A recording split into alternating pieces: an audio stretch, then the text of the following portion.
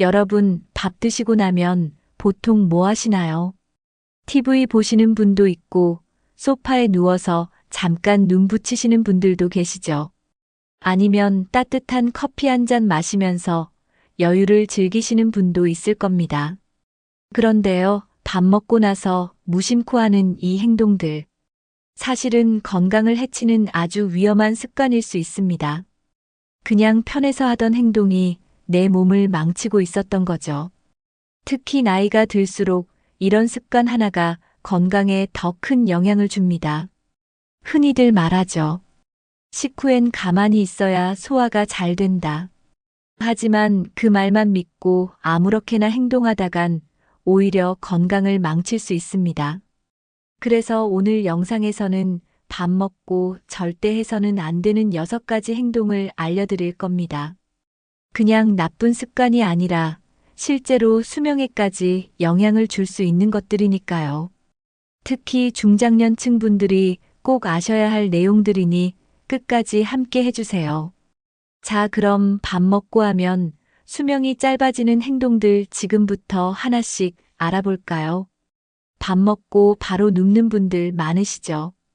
피곤하니까 소파에 누워서 쉬고 싶은 마음 당연합니다. 하지만 이 습관 위에 큰 부담을 줍니다. 음식을 먹으면 위는 열심히 움직여서 소화를 시작하는데 바로 누우면 중력의 도움을 받지 못해서 음식물이 잘 내려가지 않아요. 위 안에 음식이 오래 머무르게 되면 더부룩하고 속이 불편해집니다. 가스가 차거나 트림이 자주 나는 이유도 여기에 있어요. 특히 나이가 들수록 위 운동이 느려지기 때문에 이 영향이 더 커집니다.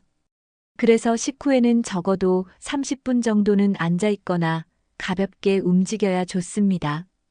눕는 건 편할지 몰라도 속은 불편해진다는 사실 꼭 기억하셔야 해요. 게다가 위산이 식도로 역류하면서 가슴이 타는 듯한 느낌도 생길 수 있습니다. 이걸 그냥 넘기면 역류성 식도염으로 이어질 수도 있어요. 속이 자주 쓰리고 트림이 많다면 이미 그 신호일 수 있습니다.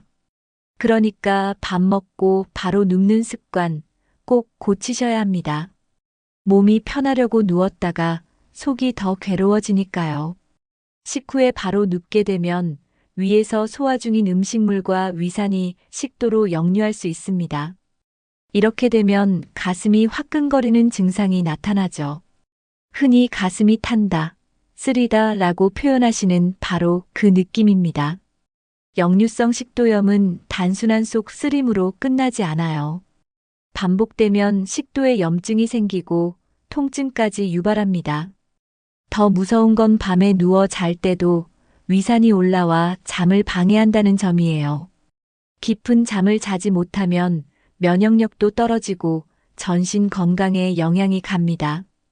특히 30대 이후부터는 위 근육도 점점 약해지기 때문에 이 역류 현상이 더 쉽게 나타날 수 있어요. 한번 생기면 쉽게 낫지도 않고 만성화되기 쉽습니다. 음식 섭취도 조심해야 하고 약까지 먹어야 할 수도 있죠. 그래서 가장 좋은 건 애초에 그런 상황을 만들지 않는 겁니다. 식사 후에는 적어도 30분은 눕지 않고 앉아 계시는 걸 추천드립니다. 가능하다면 가볍게 걷는 것도 좋고요. 이 작은 습관이 위 건강을 지키는 큰 열쇠가 될 수 있습니다. 밥 먹고 눕는 습관은 당뇨 있는 분들에게 특히 더 위험합니다. 식후 혈당이 급격히 올라가는데 누워 있으면 몸이 에너지를 소모하지 못해서 혈당이 더 오래 높게 유지돼요. 당뇨는 바로 이런 혈당 조절에 실패하면서 악화되는 질환이잖아요.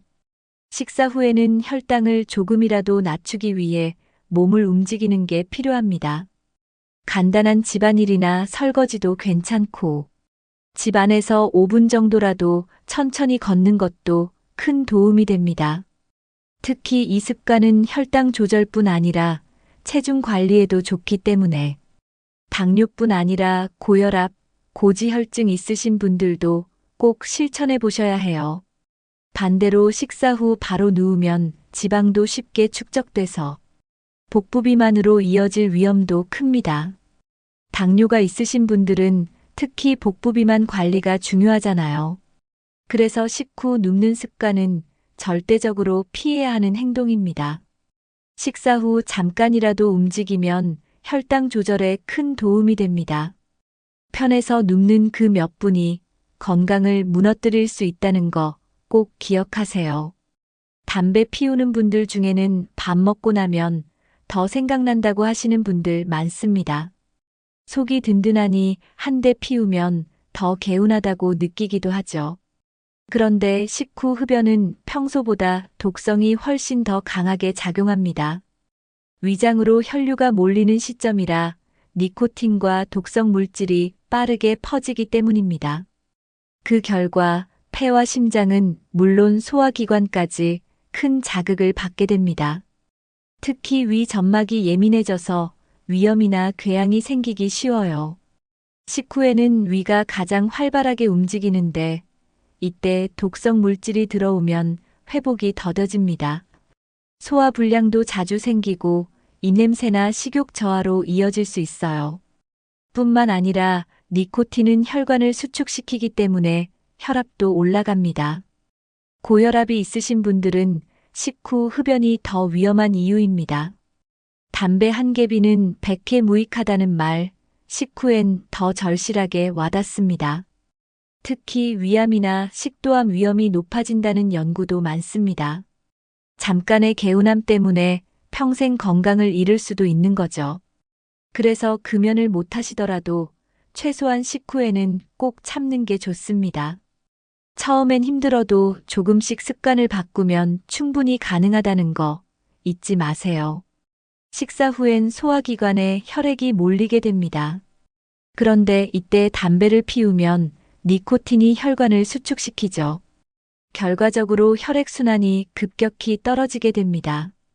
산소 공급도 줄어들고 폐는 독성물질을 해독하느라 더 많은 부담을 받습니다.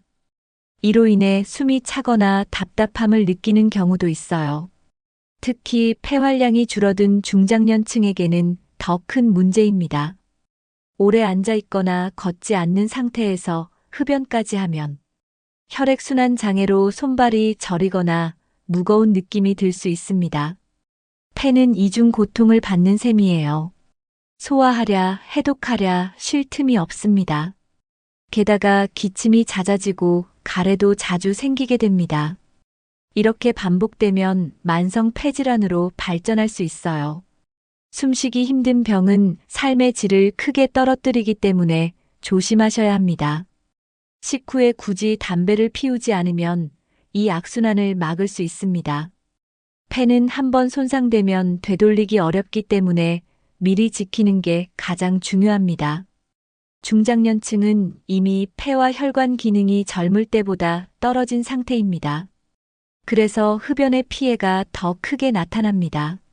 식후에 피우는 담배 한 대가 청년기보다 훨씬 더 독하게 작용하는 거죠.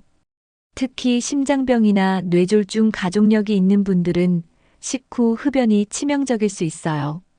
고혈압이나 당뇨가 있는 분들은 혈관에 염증이 더 쉽게 생깁니다. 이런 상태에서 흡연까지 겹치면 혈관벽이 손상되고 막히기 쉬워요. 갑작스럽게 가슴 통증이나 어지러움이 나타나는 이유이기도 합니다. 식사 후엔 원래 혈당도 올라가고 혈압도 살짝 높아지는데 거기에 흡연까지 더해지면 심혈관계에 큰 부담이 됩니다. 게다가 소화도 방해받기 때문에 식후 불편함이 더 커지고요. 체력이 예전 같지 않다고 느끼시는 분들일수록 식후 흡연은 더더욱 피해야 합니다. 실제로 식사 후 흡연이 뇌졸중 위험을 높인다는 통계도 있습니다. 중장년층 건강은 작은 습관 하나가 지키기도 망치기도 해요. 그래서 지금부터라도 바꾸는 게 정말 중요합니다. 오늘 영상 보신 분들은 식후 흡연 꼭 멈춰보시길 권해드립니다. 식사 후에 시원한 물 한 잔 정말 개운하죠. 특히 여름철엔 냉장고에서 꺼낸 얼음물 한 컵이 간절할 때가 많습니다. 그런데 이 찬물이 소화에는 큰 방해가 된다는 사실 알고 계셨나요? 찬물이 위에 들어가면 갑자기 온도가 낮아지면서 위장의 움직임이 느려집니다. 위는 원래 따뜻한 환경에서 잘 움직이는데 찬물이 들어가면 긴장을 해버려요. 그 결과 음식이 잘게 부서지지 않고 위 안에 오래 머무르게 됩니다. 이렇게 되면 소화 시간이 늘어나고 불편함도 커지죠. 체한 것 같은 더부룩한 느낌, 트림, 속 울렁임까지 나타날 수 있어요. 특히 기름진 음식을 먹은 뒤엔 위장이 더 예민해져서 찬물 영향을 더 많이 받습니다.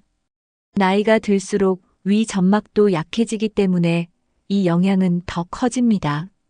찬물을 마시고 나서 속이 서늘하거나 냉한 느낌이 드는 분들 많을 거예요.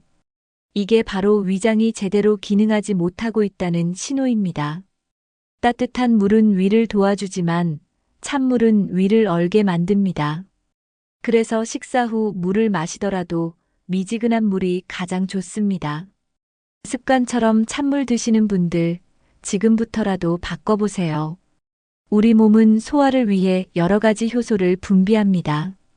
이 효소들은 일정한 온도에서 가장 활발하게 작동하죠. 그런데 찬물을 마시면 이 효소들의 활동이 확 떨어집니다.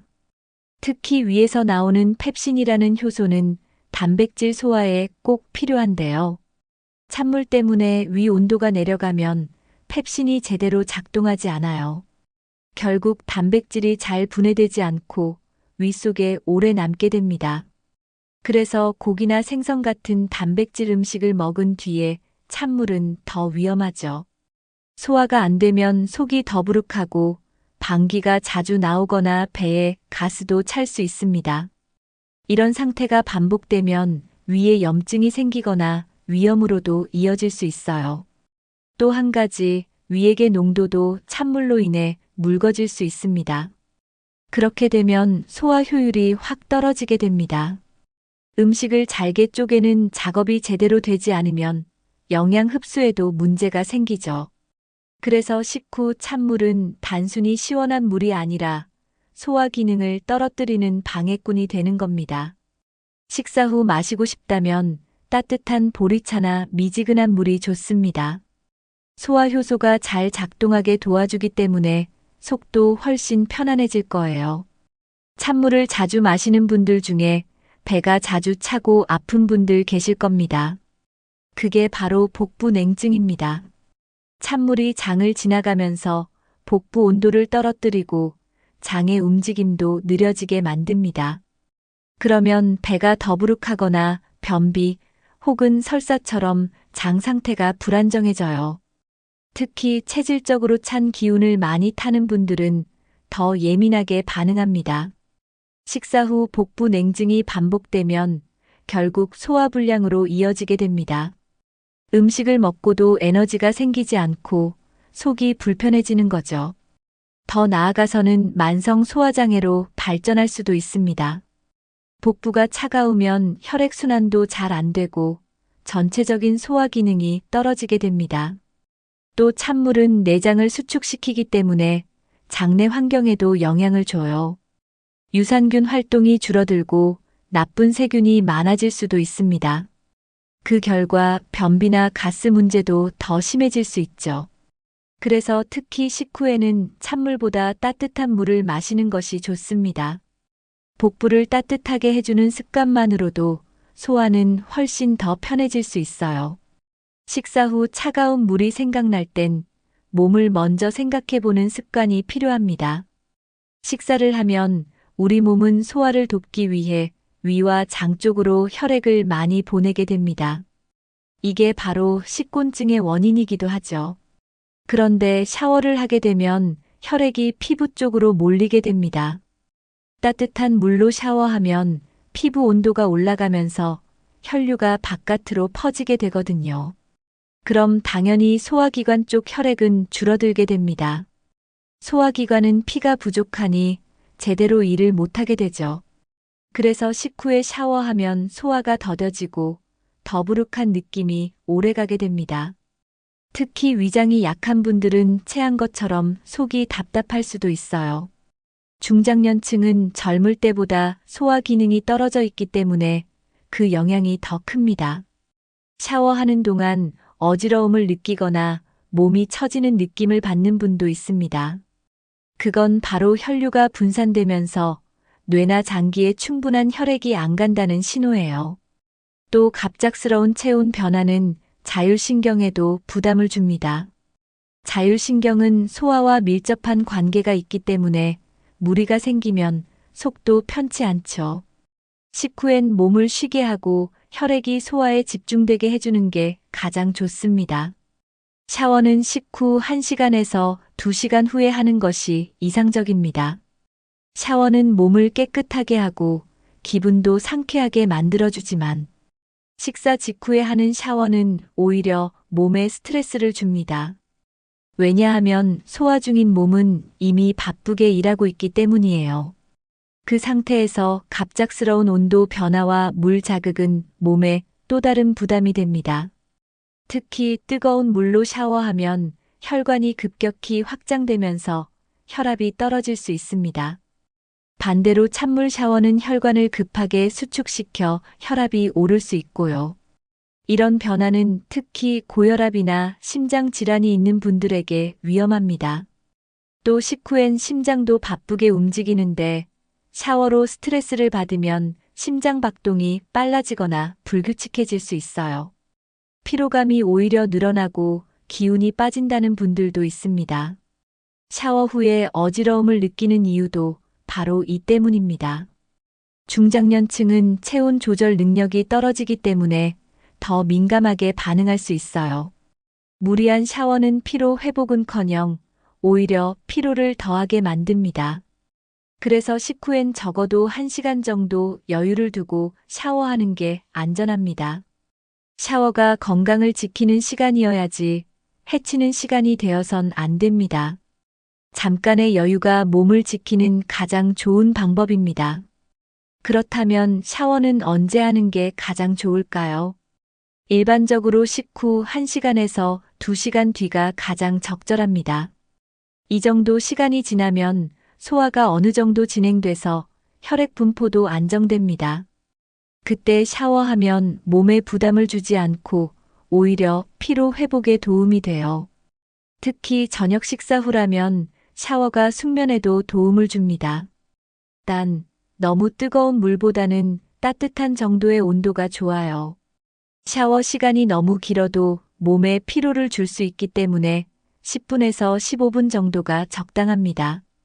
샤워 후에는 물기를 잘 닦고 체온이 떨어지지 않도록 옷도 챙겨 입는 게 중요하고요. 샤워는 단순히 씻는 시간이 아니라 몸을 돌보는 시간이 되어야 합니다. 그래서 식사와 샤워 사이의 시간 조절이 꼭 필요합니다. 특히 소화가 예민하신 분들은 이 간격을 꼭 지켜주셔야 해요. 혈압이나 당뇨 있으신 분들도 식후 바로 샤워는 피해야 합니다. 이 시간만 잘 조절해도 훨씬 건강한 생활이 될 수 있어요. 바쁘더라도 최소한 30분에서 1시간은 쉬었다가 샤워해 보세요. 몸이 훨씬 편안해지고 소화도 더 잘 되는 걸 느끼실 수 있을 거예요. 과일은 건강에 좋다고 많이들 알고 계시죠? 그래서 식사 후에 디저트처럼 과일을 드시는 분들 많습니다. 하지만 과일 속 당 성분은 식후에 먹을 경우 위에 오래 남게 됩니다. 특히 밥과 반찬으로 이미 위가 꽉 찬 상태에서 과일까지 들어가면 위장은 더 많은 음식을 소화하느라 과부하가 걸려요. 그 상태에서 과일의 당분이 위 안에 오래 머물면 발효되기 쉽습니다. 이 발효 과정에서 가스가 생기고 트림이나 복부 팽만감으로 이어질 수 있어요. 과일 속 과당은 위가 비었을 때 훨씬 빠르고 효율적으로 흡수됩니다. 그런데 식사 후엔 흡수보다 정체가 더 오래되기 때문에 몸에 좋은 성분도 제대로 흡수되지 못하는 경우가 많습니다. 오히려 체내에 남은 당분이 지방으로 전환되기 쉽고요. 특히 복부 비만이 고민인 분들에게는 더 조심해야 할 습관입니다. 과일이 무조건 건강에 좋다고 생각하기 전에 언제 먹는지가 더 중요하다는 걸 기억해야 합니다. 식후엔 피하고 공복이나 간식 시간으로 옮기는 게 훨씬 좋습니다. 과일에는 천연 당분, 특히 과당이 많이 들어 있습니다. 이 과당은 다른 탄수화물보다 혈당을 빠르게 올리진 않지만 식사 후에 먹을 경우 이미 높아진 혈당 위에 더해지는 셈이 됩니다. 결과적으로 혈당이 급격히 올라가게 되죠. 특히 당뇨나 공복 혈당이 높은 분들에겐 위험한 상황입니다. 식후엔 인슐린이 열심히 일을 하고 있는데 그 상태에서 과일 당분이 들어오면 더 많은 인슐린이 필요해집니다. 이게 반복되면 췌장 기능이 떨어지고 인슐린 저항성도 생길 수 있어요. 단순히 과일 한 조각이 문제 없어 보여도 매일 반복되면 혈당 관리가 어려워질 수 있습니다. 특히 포도, 바나나, 수박처럼 당도가 높은 과일은 식후에 더 조심해야 합니다. 건강을 위해 먹는 과일이 오히려 병을 키울 수도 있다는 사실 기억해 주세요. 과일은 하루 중 혈당이 안정된 시간, 예를 들면 아침 공복이나 오후 간식 시간에 먹는 것이 좋습니다. 그럼 과일의 영양도 제대로 흡수되고 혈당에도 부담이 덜 갑니다. 당 조절이 필요한 분들일수록 과일 섭취 시점에 더 신경 써야 합니다. 과일은 공복에 먹었을 때 가장 좋은 효과를 줍니다. 위가 비어 있을 때 과일을 먹으면 소화가 빠르고 흡수도 잘 됩니다. 특히 섬유질과 비타민이 몸에 바로 작용할 수 있어서 건강에 더 좋습니다. 반면 식후엔 이미 위가 음식을 소화하느라 바쁜 상태라 과일은 뒤로 밀려서 위 속에서 오래 머무르게 돼요. 그러면 과일 속 효소도 제대로 작용하지 못하게 됩니다. 이로 인해 소화불량이나 트림, 가스 등이 생길 수 있어요. 공복에 먹은 과일은 식욕 조절에도 도움을 줍니다. 특히 아침에 과일 한 조각을 먹으면 하루를 가볍게 시작할 수 있어요. 또 혈당이 낮은 상태에서 과일을 먹으면 인슐린 분비도 더 안정적으로 조절됩니다. 위장이 편안할 때 먹는 과일이 몸에도 훨씬 부담이 없습니다.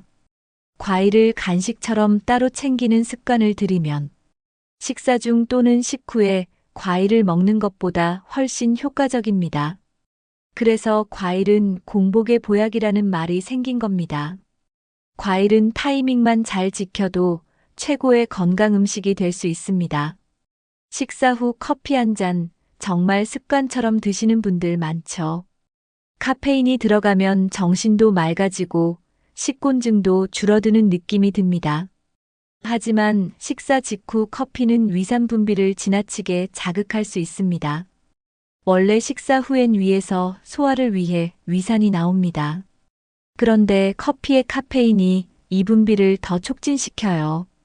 위산이 과도하게 나오면 위벽을 자극하고 위염으로 이어질 수 있습니다. 속쓰림이나 더부룩한 느낌이 자주 드는 이유가 바로 이것 때문입니다. 특히 공복이 아닌 식후엔 위가 민감해져 있기 때문에 자극에 더 취약합니다. 위장이 약하신 분들, 위염 경험 있으신 분들은 더더욱 조심하셔야 합니다. 커피에 설탕이나 크림이 들어간 경우엔 위에 부담이 더해집니다. 위산이 많아지면 음식이 위에 머무는 시간도 늘어나고 결국 소화도 느려지고 위에 불편함이 생깁니다. 커피를 마시더라도 식후 1시간 정도는 기다렸다가 드시는 게 좋습니다. 그럼 소화도 어느 정도 되고 위도 안정을 찾게 되니까요. 위가 예민하신 분들은 식후보다는 오전 중간 시간에 커피 드시는 걸 추천드립니다. 커피 속 카페인은 몸의 여러 영양소 흡수를 방해합니다. 특히 철분과 칼슘 같은 중요한 미네랄이 흡수되지 않게 만들어요. 식사 직후에는 음식에 들어있는 영양소가 흡수되기 시작하는데 그 타이밍에 커피를 마시면 흡수가 제대로 안 됩니다. 철분이 부족하면 빈혈로 이어질 수 있고 칼슘이 부족하면 뼈가 약해지고 골다공증 위험이 높아지죠. 중장년층에게 칼슘은 특히 더 중요한 영양소입니다. 이미 뼈가 약해지는 시기인데 커피로 칼슘 흡수가 막히면 더 위험해져요. 여성분들은 폐경 이후 골밀도가 빠르게 떨어지기 때문에 더 조심해야 합니다. 식사 후엔 체내 흡수가 활발히 이루어지는 시간인데 이때 커피를 마시면 그 과정을 망치게 되는 셈이에요. 커피를 안 마실 수 없다면 식사 후 한두 시간 정도 지나서 드시는 게 좋습니다. 그리고 하루 커피 섭취량도 2잔 이하로 줄이는 게 건강에 이롭습니다. 영양 흡수를 생각한다면 타이밍이 가장 중요합니다. 좋은 음식 먹고도 흡수 못하면 소용없다는 거 꼭 기억해 주세요. 커피를 아예 안 마시라는 게 아닙니다. 커피에도 집중력을 높이거나 기분을 안정시키는 좋은 효과가 있거든요. 다만 식사 직후가 아니라는 점이 중요합니다. 가장 좋은 시간은 아침 식사 후 1시간에서 2시간 사이입니다. 이때는 위도 어느 정도 안정되고 몸도 활동을 시작할 준비가 되어 있기 때문이에요. 또 오후 시간에 나른함이 몰려올 때 커피 한 잔은 도움이 될 수 있습니다.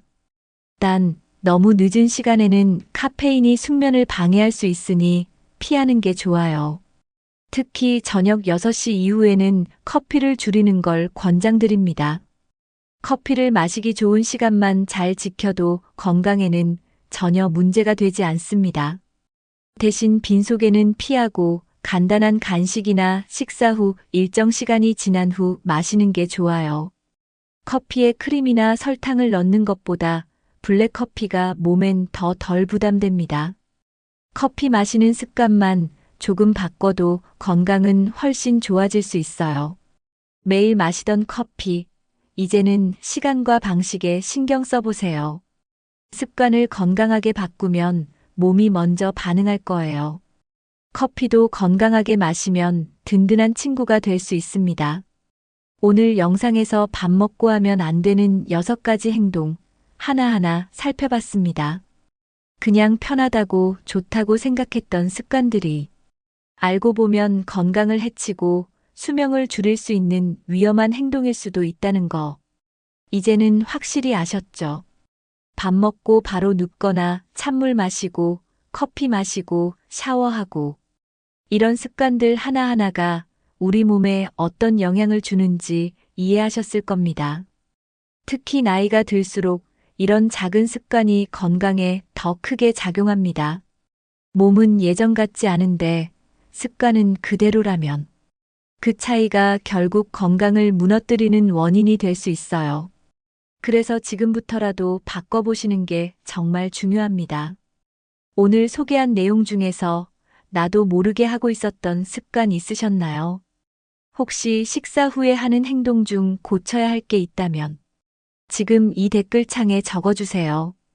다른 분들과 함께 나누면 실천에도 더 도움이 됩니다. 그리고 이 영상이 유익했다면 좋아요 한번 눌러주시고 앞으로도 건강한 생활을 위한 정보 받아보고 싶으시다면 구독도 부탁드립니다. 주변에 건강 걱정되시는 부모님이나 지인에게도 이 영상 공유해주세요. 오늘부터 하나씩 바꾸면 앞으로의 건강이 완전히 달라질 수 있습니다. 밥은 몸의 에너지지만 그 뒤의 습관이 진짜 건강을 결정합니다. 모두 건강한 식사 후 생활로 더 오래오래 건강하게 살아가시길 바랍니다.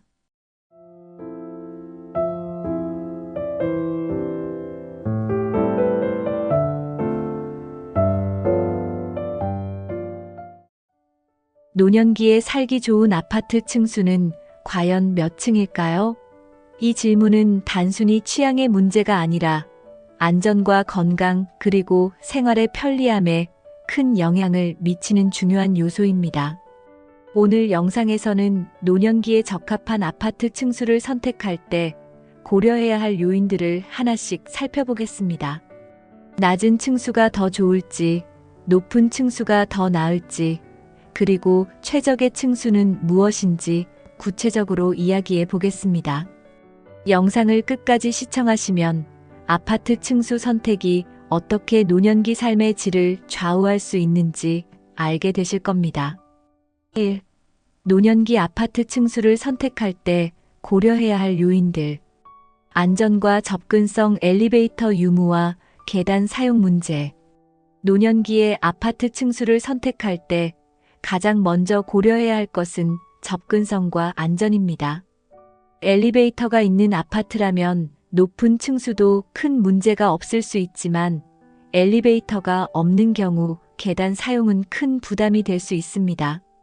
특히 관절염이나 허리 통증 같은 건강 문제가 있는 노인들에게는 계단을 오르내리는 일이 고통스러울 수 있습니다.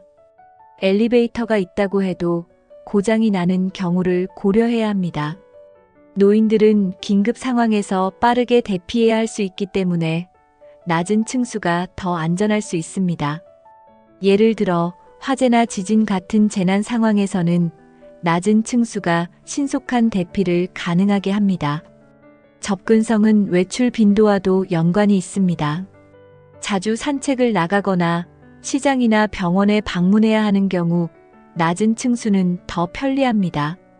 반면 외출 빈도가 적고 조용히 지내는 것을 선호한다면 높은 층수도 고려할 수 있습니다. 안전은 계단과 엘리베이터만의 문제가 아닙니다. 낮은 층수는 도로와 가까워 외부로부터의 접근이 더 쉬워 보안에 신경 써야 할 수도 있습니다. 반대로 높은 층수는 외부의 침입 위험이 적다는 장점이 있습니다. 소음과 프라이버시 층수별로 다른 생활 환경. 층수를 선택할 때 소음은 매우 중요한 요소입니다. 낮은 층수는 도로에서 나는 차량 소음, 사람들의 이야기 소리 또는 주변 상점의 활동으로 인해 더 시끄러울 수 있습니다. 반대로 높은 층수로 갈수록 이러한 소음이 줄어들어 더 조용한 생활이 가능합니다. 프라이버시도 층수에 따라 달라질 수 있습니다. 낮은 층수는 창문 밖으로 보이는 사람들이 많아 사생활이 노출될 가능성이 있습니다. 반면 높은 층수는 주변의 시선을 차단할 수 있어 더 개인적인 공간을 제공합니다. 소음과 프라이버시는 삶의 질에 직접적인 영향을 미칩니다. 조용한 환경에서 지내고 싶다면 높은 층수가 적합할 수 있지만 이에 따른 단점도 고려해야 합니다. 예를 들어 높은 층수는 외출과 같은 물리적인 이동이 불편할 수 있습니다. 소음 문제는 단순히 귀에 거슬리는 것을 넘어서 정신 건강에도 영향을 미칩니다. 낮은 층수에서 지속적으로 소음을 겪는다면 스트레스와 불면증으로 이어질 수 있습니다. 반면 높은 층수는 도시의 소음을 효과적으로 차단해 더 편안한 휴식을 제공합니다. 하지만 낮은 층수는 정원이나 공원과 가까운 경우 자연 소리를 들으며 생활할 수 있는 장점이 있습니다. 새소리나 바람소리 같은 자연적인 소음은 오히려 마음을 안정시키는 효과를 줄 수 있습니다. 따라서 소음의 유형에 따라 선호도가 달라질 수 있습니다. 프라이버시는 노년기 삶에서 더 큰 가치를 지닐 수 있습니다.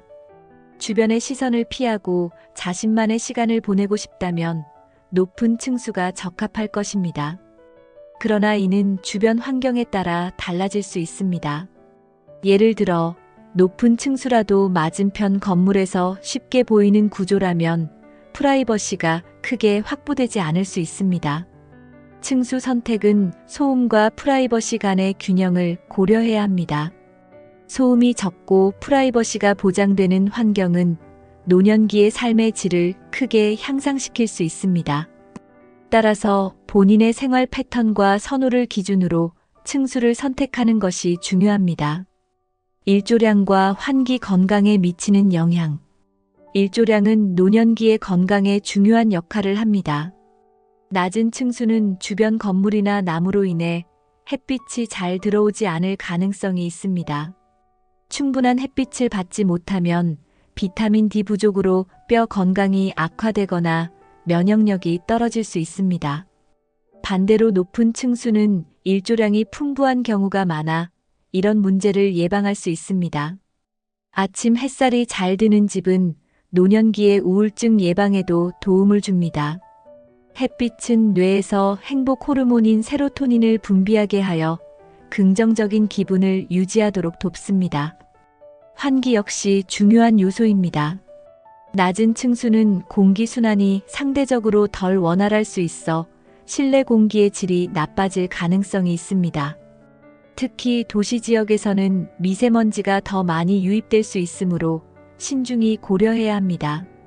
높은 층수는 공기가 더 맑고 신선한 경우가 많습니다.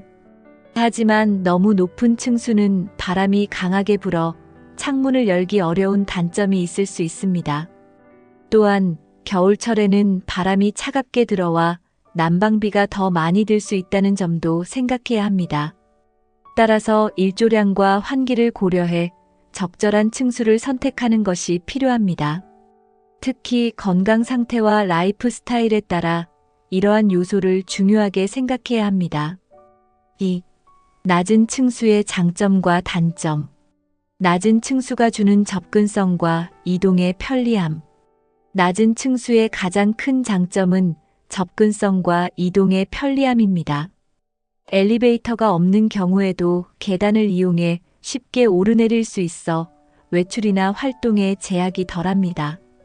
이는 특히 매일 외출하거나 산책을 즐기는 노인들에게 적합한 선택입니다. 또한 낮은 층수는 급한 상황에서도 빠르게 대처할 수 있다는 이점이 있습니다. 예를 들어 화재나 지진 같은 긴급 상황에서 엘리베이터를 사용할 수 없을 때 계단을 통해 신속하게 대피할 수 있습니다. 이러한 안전성은 노년기에 큰 장점으로 작용합니다. 가족이나 친구들이 자주 방문한다면 낮은 층수가 더 편리합니다. 엘리베이터를 기다리지 않아도 되고 방문객들이 쉽게 접근할 수 있어 소통이 더 원활해질 수 있습니다. 이는 정서적 안정감과 관계 유지에 긍정적인 영향을 미칩니다. 외부 환경과 가까운 장점 정원, 공원과의 연결. 낮은 층수는 자연과의 연결감을 느낄 수 있는 장점이 있습니다. 정원이나 공원이 가까운 경우 외출하지 않고도 창문 너머로 자연을 감상할 수 있습니다. 이는 정서적인 안정과 휴식에 큰 도움을 줄 수 있습니다. 외부 환경과 가까운 낮은 층수는 활동성을 높이는 데도 기여합니다. 산책이나 가벼운 운동을 하러 나가는 일이 더 간단해지기 때문입니다. 이는 노년기에 운동 부족으로 인한 건강 문제를 예방하는 데도 효과적입니다. 그러나 낮은 층수는 프라이버시 문제를 동반할 수 있습니다. 창문 밖에서 지나가는 사람들이 집 안을 쉽게 볼 수 있는 구조라면 사생활이 침해될 가능성이 큽니다. 이를 해결하기 위해 커튼이나 블라인드 같은 추가적인 조치가 필요할 수 있습니다. 또한 낮은 층수는 아이들과 손주들이 방문했을 때 더욱 편리합니다. 어린아이들과 함께하는 경우 높은 층수는 안전 문제를 고려해야 하지만 낮은 층수에서는 이런 부담이 덜합니다. 예를 들어 아이들이 밖에서 뛰어놀다가 쉽게 집으로 들어올 수 있는 점은 노년기 생활에서 소소한 즐거움을 더해줄 수 있습니다. 외부 환경과 가까운 것은 물리적인 건강에도 긍정적인 영향을 미칩니다. 낮은 층수에 살면 계단을 적당히 오르내리면서 자연스럽게 운동 효과를 얻을 수 있습니다. 이는 노년기에 필수적인 관절 건강 유지에도 도움을 줍니다. 하지만 낮은 층수는 특정 단점도 고려해야 합니다. 도로와 가까운 경우 차량 소음이나 배기가스가 문제될 수 있습니다. 특히 도로변에 위치한 아파트의 경우 창문을 열어 환기를 시키는데 불편함을 겪을 수 있습니다. 또한 낮은 층수는 외부인의 접근성이 높아 보안 문제도 생길 수 있습니다. 외부에서 쉽게 집 안을 볼 수 있다면 도난 위험이 증가할 수 있으므로 CCTV, 도어락 같은 추가적인 보안 장치를 설치해야 합니다. 소음과 사생활 문제. 낮은 층수의 단점.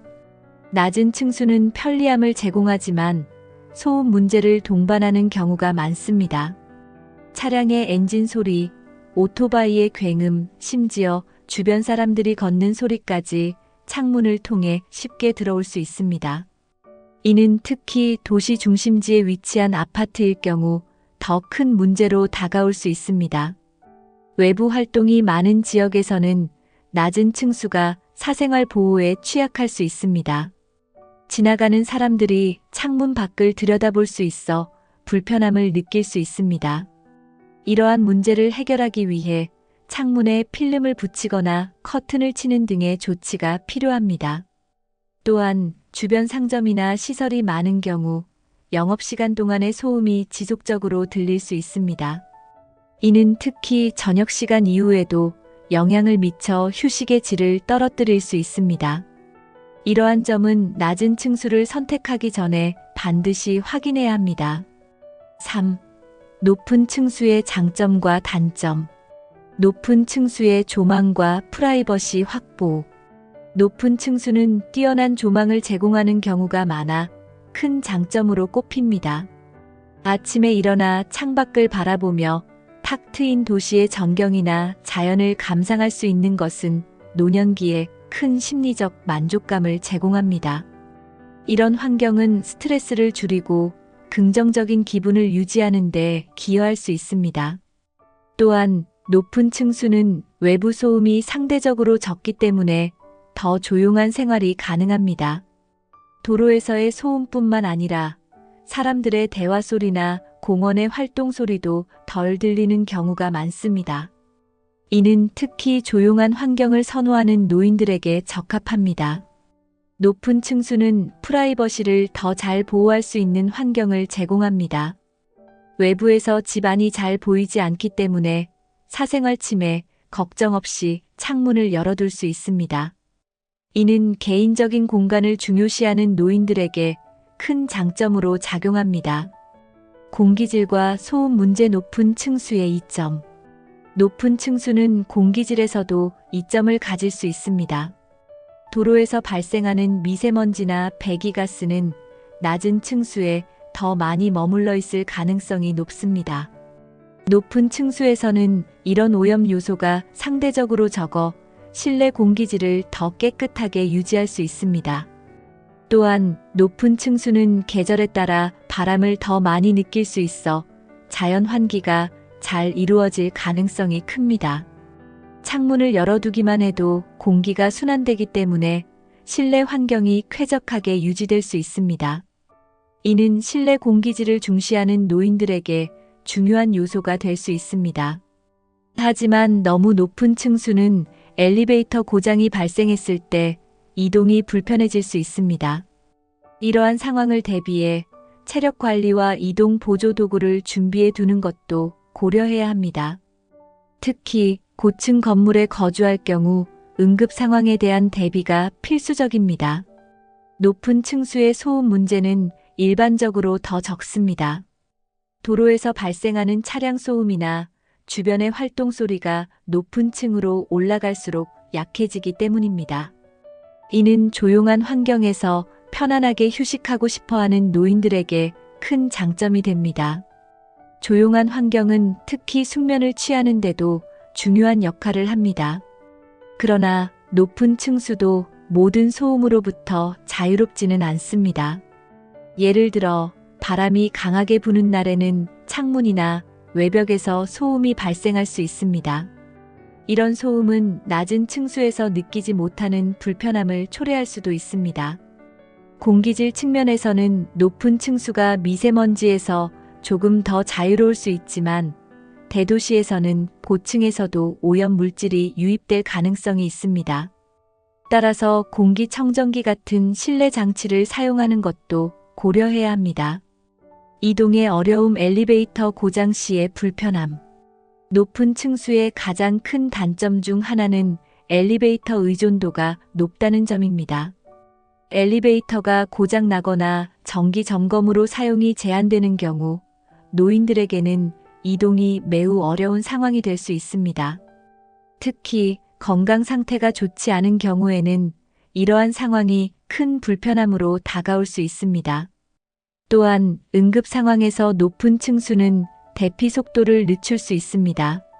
화재나 정전과 같은 상황에서는 계단을 이용해야 하는데 체력이 약한 노인들에게는 이 과정이 큰 부담이 될 수 있습니다.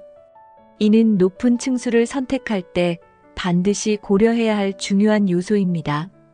엘리베이터 사용이 필수적이라면 항상 대안을 마련해 두는 것이 좋습니다.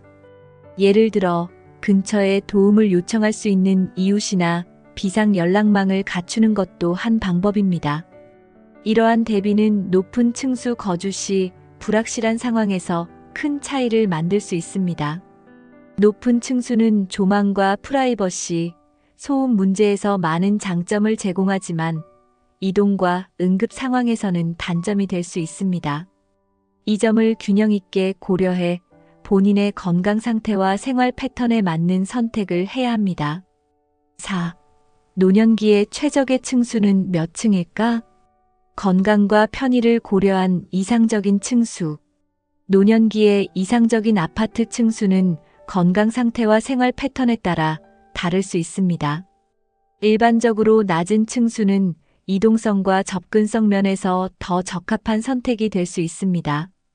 엘리베이터가 없는 경우에는 1층이나 2층 같은 낮은 층수가 가장 실용적입니다. 반면 엘리베이터가 잘 관리되고 긴급 상황에 대비책이 마련된 경우에는 4층에서 6층 정도가 적합한 층수로 꼽힙니다.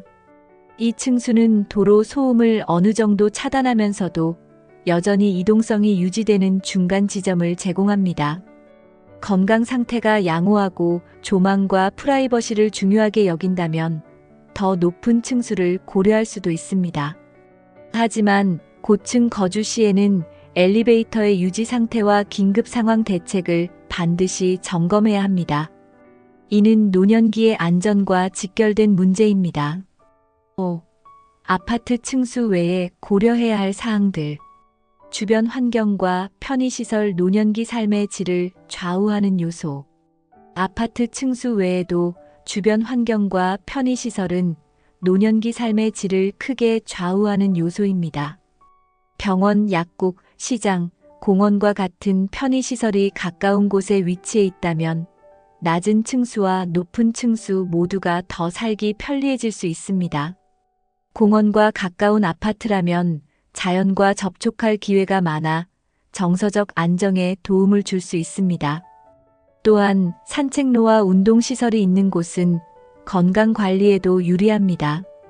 이는 층수 선택과 별개로 노년기에 필수적인 요소입니다. 아파트의 관리 상태도 중요한 고려 사항입니다. 엘리베이터와 같은 시설이 정기적으로 점검되고 유지보수가 잘 이루어지는 곳은 높은 층수 거주에도 큰 불편이 없습니다. 반면 관리 상태가 미흡한 곳에서는 낮은 층수가 더 안전할 수 있습니다. 노년기에 살기 좋은 아파트 층수는 각자의 건강 상태와 생활 스타일에 따라 다를 수 있습니다. 오늘 이야기한 내용을 참고해 여러분에게 가장 적합한 선택을 하시길 바랍니다. 삶의 편안함과 안전을 동시에 고려해 이상적인 노년기를 만들어 가세요. 이 영상이 유익하셨다면 구독과 좋아요를 눌러주시고 여러분의 경험과 의견을 댓글로 공유해 주세요. 함께 더 나은 노년기를 설계해 봅시다.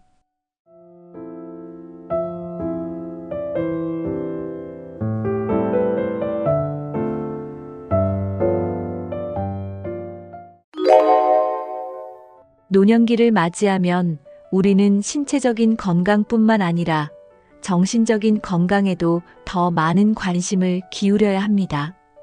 건강한 마음은 단순히 행복을 넘어 삶의 질 전반을 결정짓는 중요한 요소입니다.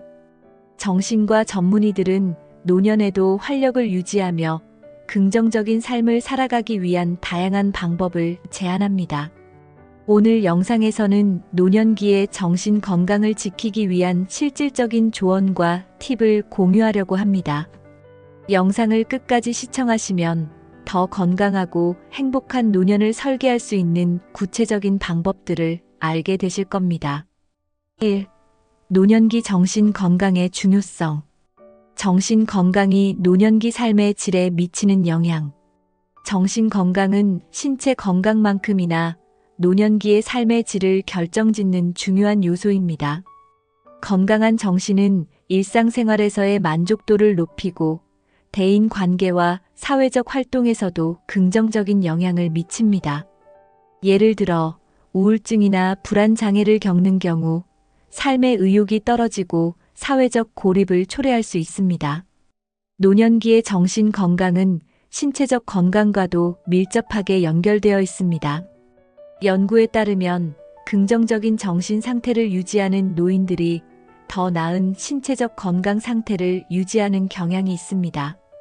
반대로 정신적 스트레스가 높으면 면역력이 약화되고 만성 질환의 악화 가능성이 커질 수 있습니다.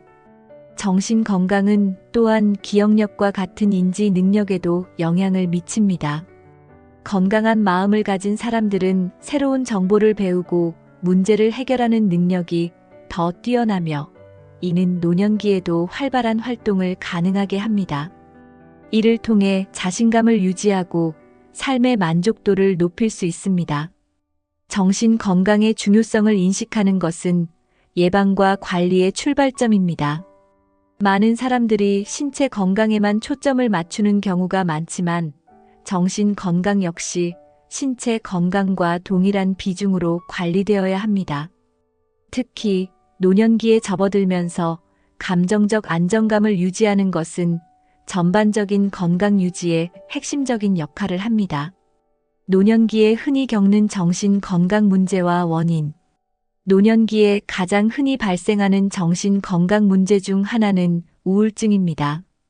이는 은퇴 후의 상실감, 사회적 고립 또는 사랑하는 사람의 상실과 같은 요인으로 인해 발생할 수 있습니다. 또한 만성 질환으로 인해 일상적인 활동에 제약이 생기면서 정신적 스트레스가 가중될 수도 있습니다. 불안장애 역시 노년기에 자주 나타나는 문제입니다.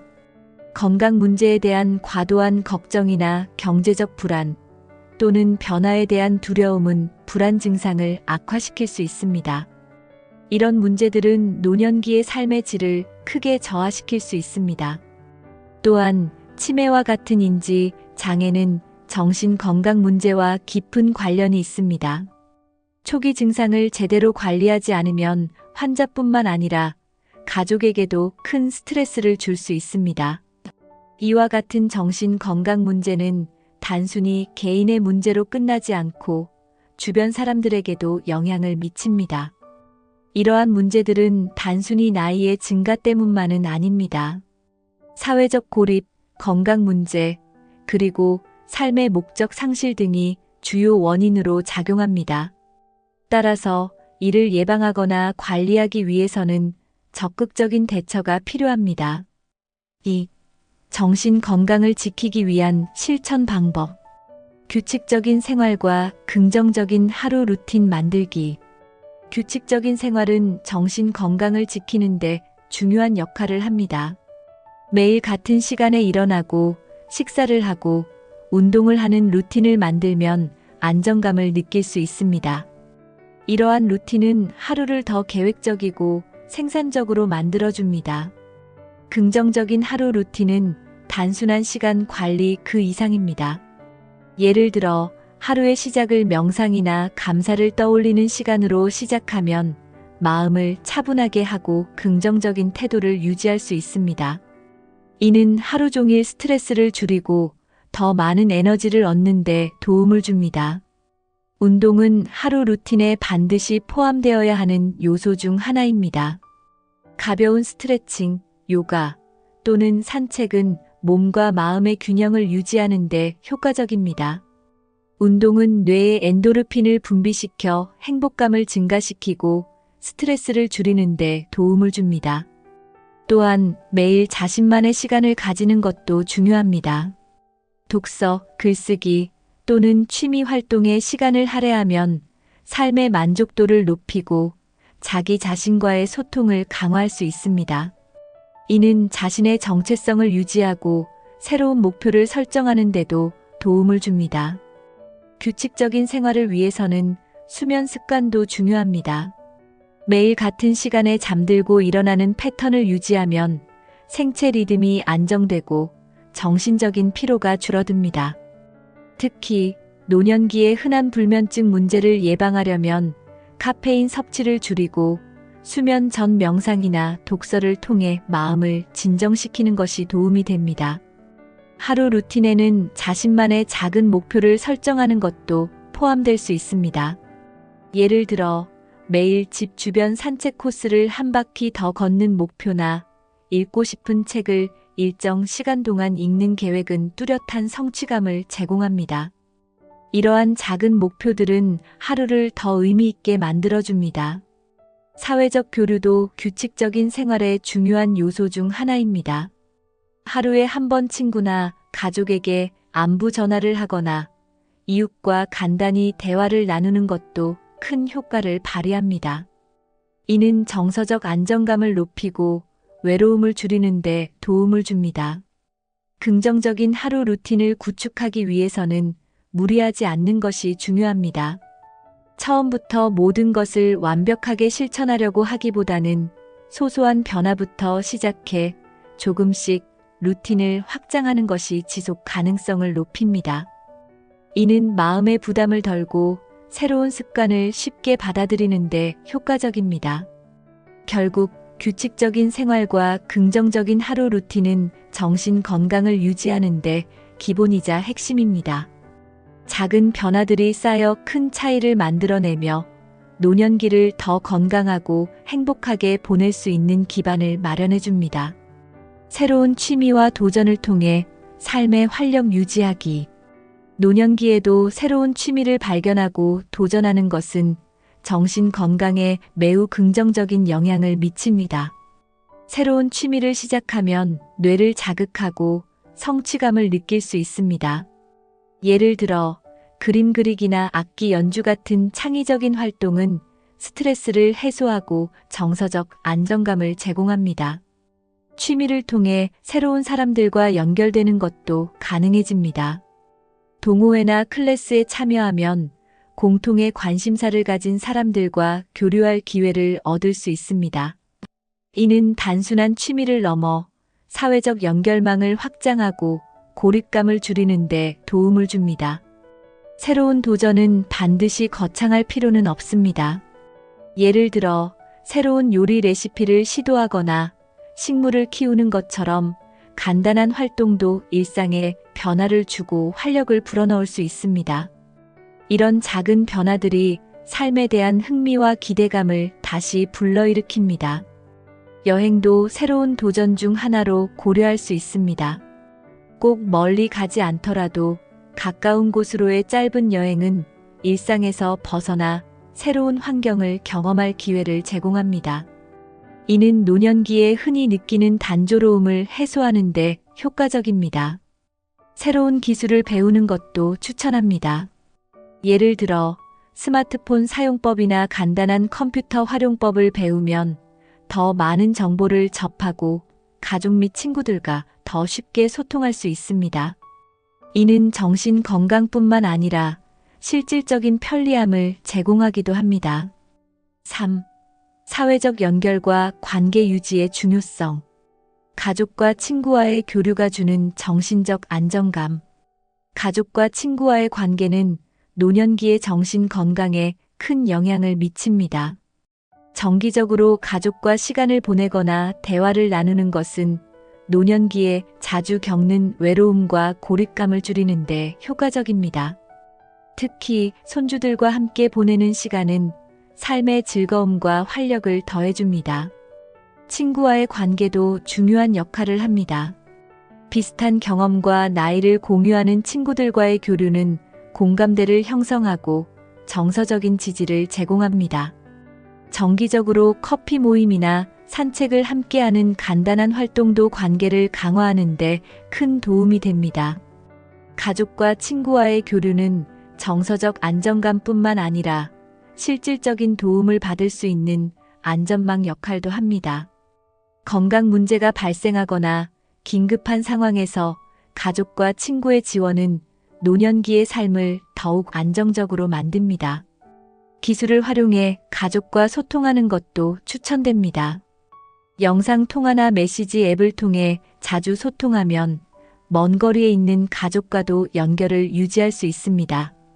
이는 기술에 익숙하지 않은 노인들에게도 배울 만한 가치가 있는 방법입니다.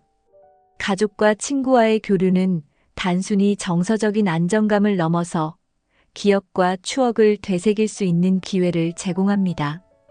과거의 이야기를 함께 나누는 과정은 자신이 살아온 인생의 가치를 재확인하게 하고 스스로를 더욱 긍정적으로 바라볼 수 있도록 도와줍니다. 이는 노년기의 자존감을 높이는 데 큰 역할을 합니다. 가족 모임은 정기적으로 계획하는 것이 중요합니다. 생일이나 기념일 뿐 아니라 특별한 이유 없이도 간단한 식사 모임이나 방문을 통해 자주 얼굴을 보는 것이 좋습니다.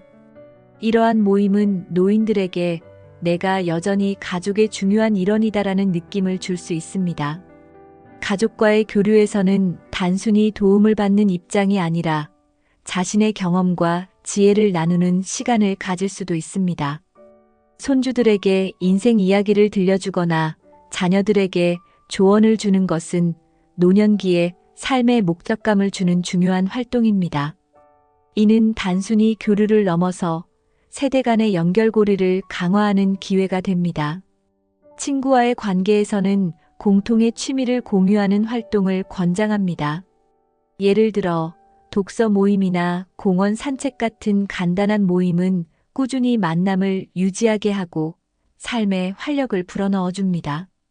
이는 단순히 시간을 보내는 것을 넘어서 정서적 지지와 공감대를 형성하는 데 중요한 역할을 합니다. 가족과 친구는 노년기의 가장 큰 자산 중 하나입니다.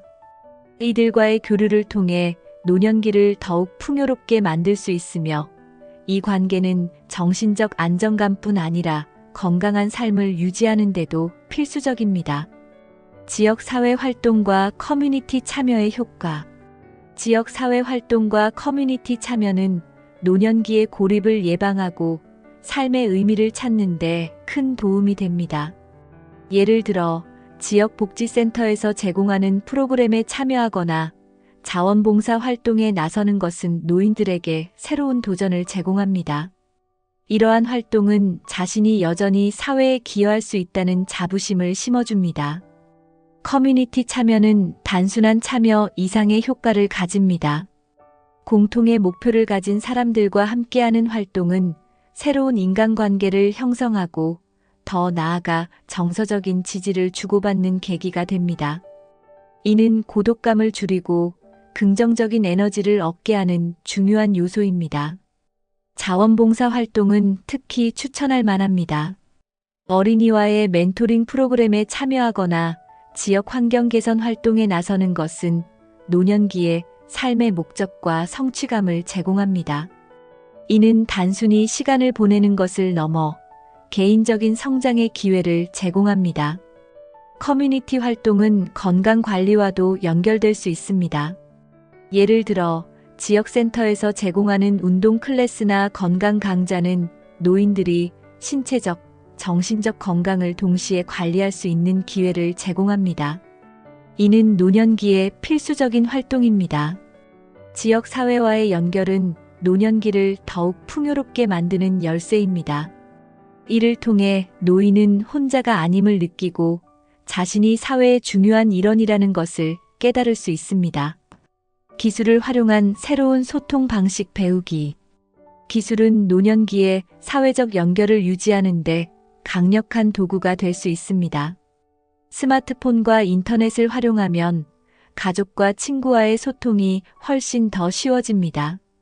예를 들어 영상 통화나 메시지 앱은 먼 거리에 있는 가족과도 긴밀하게 연결될 수 있는 수단을 제공합니다. 기술을 배우는 과정에서 새로운 도전에 대한 성취감을 느낄 수 있습니다. 예를 들어 손주에게 스마트폰 사용법을 배우는 것은 세대 간의 소통을 강화할 뿐만 아니라 자신감을 높이는 기회가 됩니다. 이는 노년기에 종종 경험하는 기술적 격차를 극복하는 데도 도움이 됩니다. 온라인 커뮤니티나 SNS를 활용하면 같은 관심사를 가진 사람들과 연결될 수 있습니다. 예를 들어 독서 토론 그룹이나 취미 관련 포럼에 참여하면 오프라인에서는 만날 수 없었던 사람들과 교류할 기회를 얻을 수 있습니다. 이는 정서적 안정감을 높이고 외로움을 줄이는 데 효과적입니다. 기술은 노년기의 안전을 강화하는 데도 중요한 역할을 합니다. 예를 들어 건강 모니터링 앱이나 스마트 홈 기기를 사용하면 자신의 건강 상태를 쉽게 관리하고 가족과 간병인에게 필요한 정보를 즉시 전달할 수 있습니다.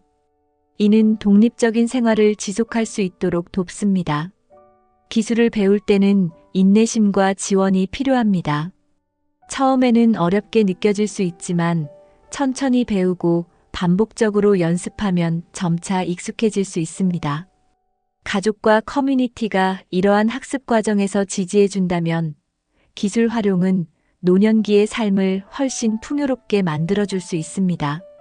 노년기를 건강하고 행복하게 보내는 것은 단순한 바람이 아니라 적극적인 실천을 통해 가능해집니다. 오늘 소개한 조언과 방법들을 통해 정신 건강을 유지하고 더 활기찬 노년을 만들어 보세요. 자신을 돌보는 작은 변화들이 큰 차이를 만들어낼 것입니다.